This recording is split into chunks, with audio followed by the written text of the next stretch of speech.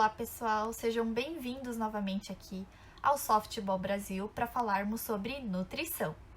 Meu nome é Denise Kunitaki e hoje eu e a doutora Tsuane vamos falar sobre índice glicêmico e carga glicêmica.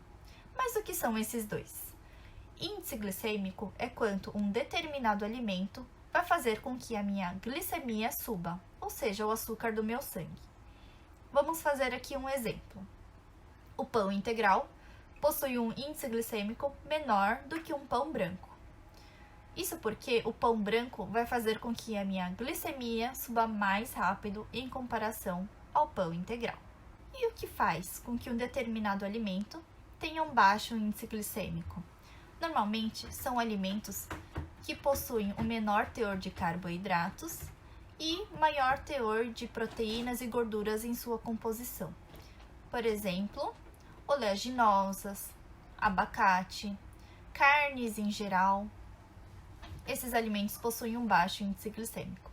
Ou então, alimentos que são ricos em fibras e possuem menor teor de açúcares, carboidratos simples, farinhas brancas.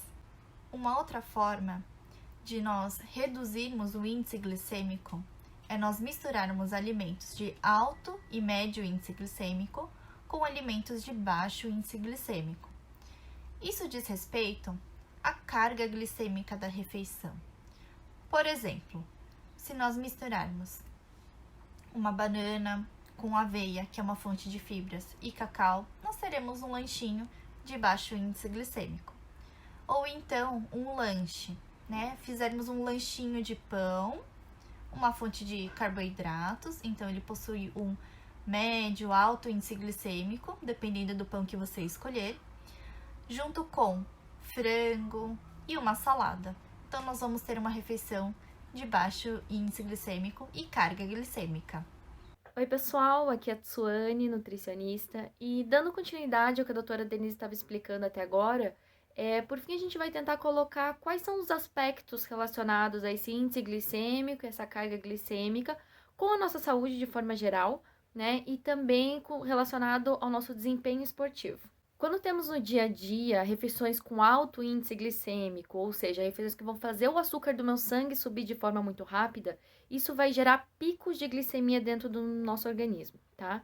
E esses picos de glicemia, quando acontecem de forma contínua, estão associados ao aumento das chances da gente desenvolver diabetes, por exemplo, de aumentar níveis de triglicerídeos, de aumentar também as chances de você desenvolver um excesso de gordura no fígado.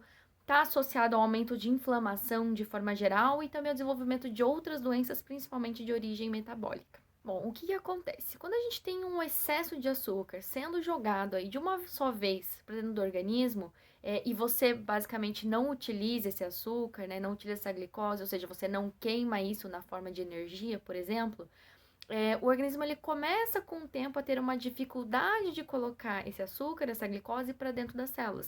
Então ele começa também a acumular isso na forma de gordura, ou então esse açúcar simplesmente ele continua circulando lá, aumentando ainda mais o quadro inflamatório do seu organismo, que está relacionado com o desenvolvimento de vários outros tipos de problemas de saúde. Quando nós falamos em utilizar de forma rápida essa glicose, um ótimo exemplo seria nas atividades físicas, porque é quando, por exemplo, a gente consome uma refeição logo antes de um treino ou antes de um jogo, ou então durante aquele jogo mesmo, porque é um tipo de energia de um alimento que a gente vai consumir e já vai gastar logo em seguida, ou então é uma energia que a gente precisa para aquela hora, para aquele exato momento. E uma outra forma também que se aplicaria esse tipo de uso seria pensando numa recuperação rápida entre os jogos que acontecem, ou então logo depois, de uma sessão de jogos, ou então depois dos treinos. Então, isso otimizaria principalmente as questões de recuperação do glicogênio muscular aí que foi gasto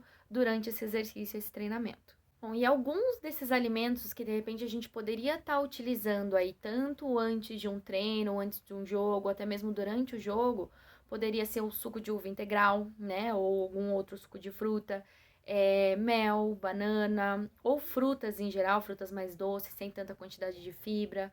A gente costuma também utilizar bastante maltodextrina, né, na forma de suplemento durante os jogos, em pequenos goles, ou então aqueles géis de carboidrato podem ser uma opção interessante, né, durante ali o treino, treinos mais longos, ou então durante os jogos.